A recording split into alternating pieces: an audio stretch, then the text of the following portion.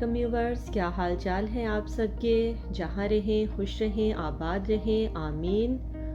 और दोस्तों, हम आए हैं आज CNE यानी कि कनेडियन नेशनल एग्जीबिशन को एक्सप्लोर करने। तो मैंने सोचा क्यों ना यहाँ का एक ब्लॉग बनाकर आप लोगों के साथ शेयर किया जाए ताकि आप लोग भी इसे एंजॉय कर सकें। ये एग्जीबिशन टोरंटो कनाडा में हर साल अगस्त के एंड में स्टार्ट होती है और सितंबर के फर्स्ट मंडे तक चलती है।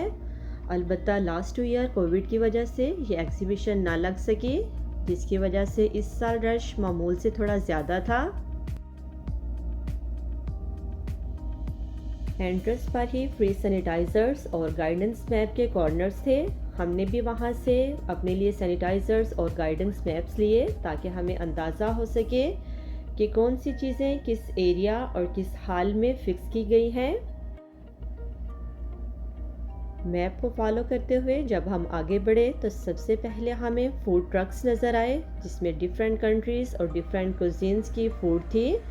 अलबत्ता इन्हें क्रॉस करते हुए हम टिकट कॉर्नर्स तक पहुँचे, क्योंकि हमें यहाँ सबसे पहले स्काई राइड्स के लिए टिकट बाय करना थी। क्योंकि हमने सोचा कि पहले स्काई राइड्स के ज़रिए पूरे एरिया पर एक नज़र डाल ली जाए। आप देख सकते हैं कि अभी यहाँ ज़्यादा रश नहीं, लेकिन शाम के बाद यहाँ टिकट बाय करने के लिए लोगों को एक लंबी लाइन में लगकर इंतज़ार करना पड़ रहा था।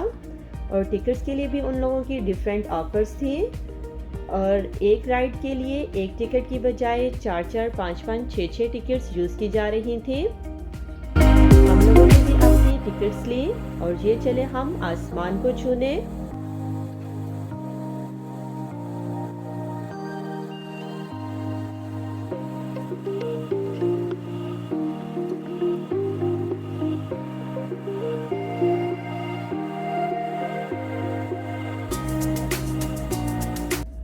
अरे वाह, यहाँ तो एक बहुत बड़ा एरिया बच्चों की अट्रैक्शंस के लिए आबाद था, क्योंकि यहाँ तकरीबन 70 के करीब राइड्स अरेंज की गई थी।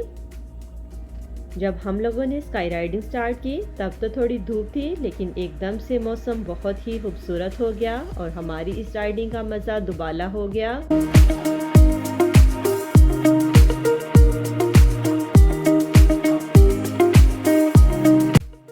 दूसरी साइड की एंडिंग पर उतरने के साथ ही कार्निवल सेक्शन था, जहां पर डिफरेंट टाइप्स के पॉप टॉयज थे।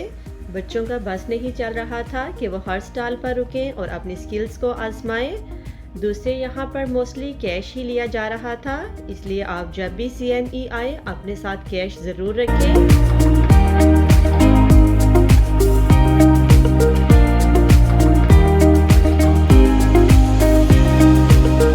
वैसे तो हम लोग लंच के फ़ौरन बाद ही यहाँ आ गए थे, लेकिन इतनी सी वॉक और डिफरेंट डिशेस को देखने के बाद बच्चों की भूख चमक उठी। सो उन्होंने अपने लिए रैप्स और प्रोटीन ऑर्डर की और उन्हें बैठकर खूब अच्छे तरीके से एंजॉय किया। धूप के दोबारा आने की वजह से अब थोड़ी गर्मी महसूस हो रही थी, सो हमने डिसाइड किया कि पहले इंडोर एग्जीबिशन को एक्सप्लोर किया जाए। इसी वजह से हम हॉल B की तरफ बढ़े कि देखें अंदर क्या क्या चीज़ें अरेंज की गई हैं। हाल में एंटर होते ही सबसे पहले फ्री गेमिंग गैराज था, जहां पर बच्चों के साथ साथ बड़ों का भी रश था, क्योंकि हर किसी की कोशिश थी कि कोई एक सीट खाली हो और वो उस पर कब्जा करे और इन गेम्स को एंजॉय करें। इस गेमिंग गैराज के साथ ही एक स्टेज बनाया गया था, जिसे इंटरनेशनल स्टेज का नाम दिया गया, जहां पर बच्चों के लिए टैलेंट शो चल रहा था। डिफरेंट कंट्रीज़ और डिफरेंट कल्चर्स के बच्चों ने अपना अपना टैलेंट शो किया।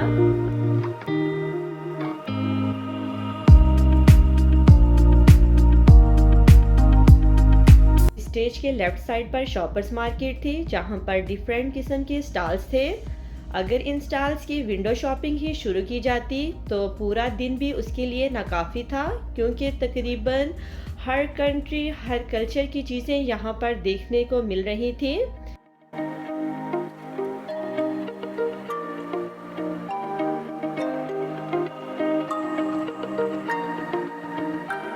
मेरा तो इस सेक्शन से बाहर निकलने को बिल्कुल भी मन नहीं कर रहा था, लेकिन बच्चे राइड्स के लिए बेचैन थे। दूसरे टाइम भी काफ़ी हो चुका था।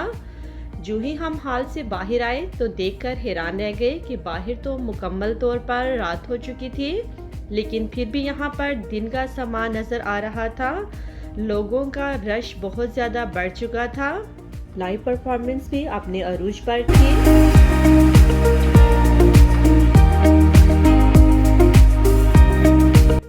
टिकट्स तो हमने दिन में ही खरीद ली थी, सो हम राइड्स की तरफ बढ़े।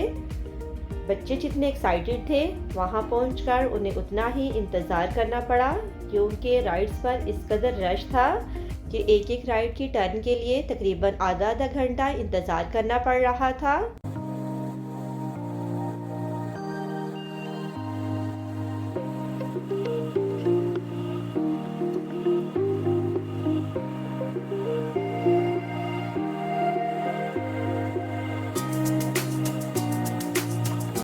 जितनी ज़्यादा यहाँ रंग रौनक और रोशनियाँ थी, उतना ही इन थ्रिलिंग राइड्स की वजह से शोर भी था, लेकिन फिर भी हर कोई अपनी मौज में मस्त चला जा रहा था।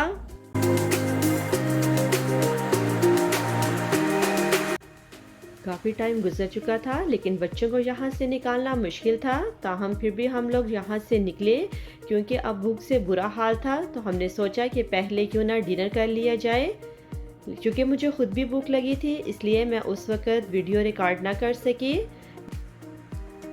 हम चूँकि यहाँ तकरीबन शाम को 5 बजे आ गए थे और अब रात के 12 बजने वाले थे, तो चल कर अब थकन से बुरा हाल था। और वैसे भी क्लोजिंग टाइम रात 12 बजे ही था। सो हम जल्दी से बाहर निकले कि रश ज़्यादा होने से पहले हम अपनी गाड़ी पार्किंग से निकाल सके।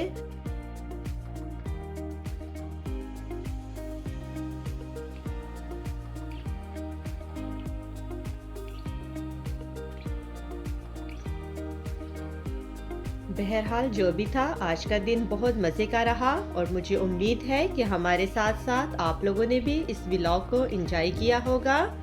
तो अगर आपको मेरी ये वीडियो पसंद आई हो तो इसे ज़रूर लाइक करें और अपनी फैमिली और फ्रेंड्स में शेयर करें, ताकि दूसरे लोग भी इस कैनेडियन नेशनल एग्जीबिशन को एंजॉय कर सकें। और अगर आप मेरे चैनल पर नए हैं तो मेरे चैनल को सब्सक्राइब करें, और ऐसी ही और दिलचस्प और मज़ेदार व्लॉग्स और रेसिपीज़ तक मैं आप लोगों से इजाज़त चाहूँगी।